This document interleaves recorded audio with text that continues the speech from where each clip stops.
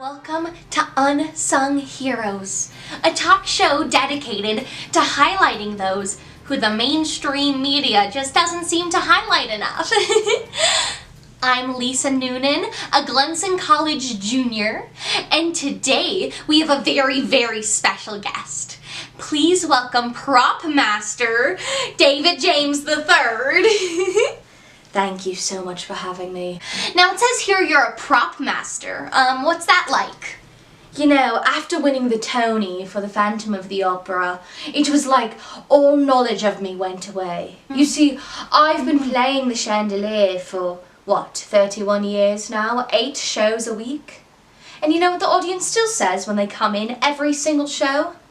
Wow, the animatronic chandelier in this show is amazing. Oh, I thought it said you were a prop master, like the person who gets and makes props for different shows.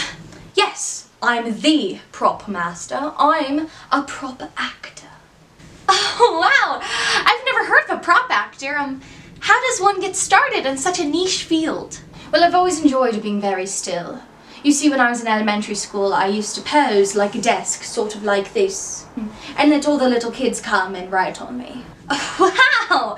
So I read that you've been working on the Phantom of the Opera since the very beginning. What do you love most about that show? Well, I guess the best part is performing. I mean, I am an actor. And who wouldn't want to be in the longest running show on Broadway? You certainly bring. And you want to know the worst part? Holding my breath. I hold my breath the entire show to keep up the illusion that I'm a set piece or a prop and not an actor. It's dehumanizing, really. Why don't we talk about some of the movies you've worked on? Yes, I have done a bit of film work. I like to dip my toes in the cinematic world. I took a break from Phantom in the early 2000s, not that anyone noticed, to be in the movie adaptation of The Phantom of the Opera where I played the chandelier. Well, I wasn't physically in it, but a CG of me was in it. You see, they really didn't want to use a metal chandelier. They felt it would drain and suck life from the production. What did the Broadway show do while you were gone? Well, they didn't do anything for those performances. There was no chandelier. They just pretended.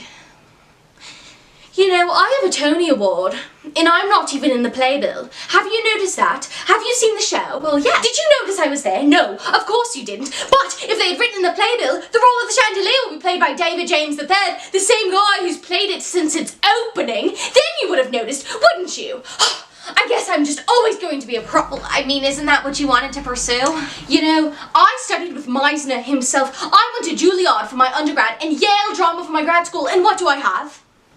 A Tony.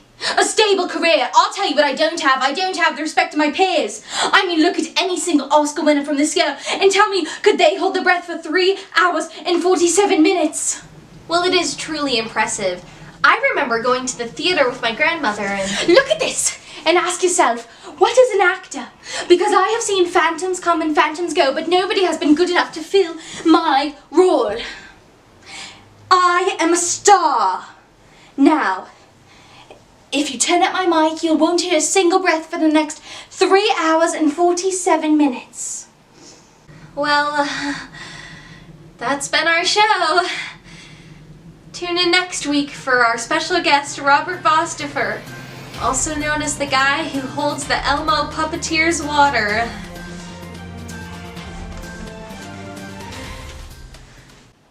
I'm a star.